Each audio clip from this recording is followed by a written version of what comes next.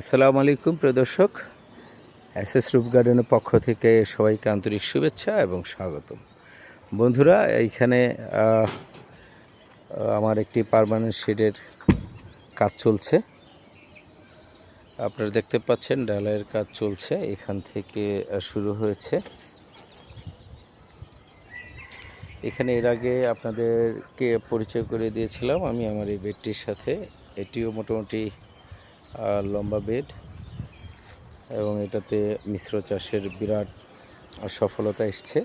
আপনাদেরকে দেখিয়েছি আমি এখানে বেগুন থেকে শুরু করে পালং শাক, টমেটো, করলা, পেয়ারা গাছ আছে এবং মরিচ গাছ আছে। এখানে এগুলো করছি এবং এখানে একটি পার্মানেন্ট বেড করছি।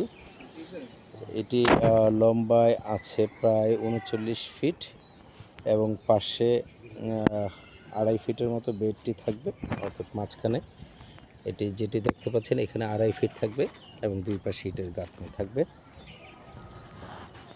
এই কার্যক্রম পরিচালনায় এখানে দেখতে পাচ্ছেন অলরেডি আমার যে লাস্ট ঢালাইয়ের যে অংশটুকু বাকি আছে এগুলো দেওয়ার জন্য এখানে সিমেন্ট, ইটের সুরকি, বালু এগুলো মেশানো হচ্ছে।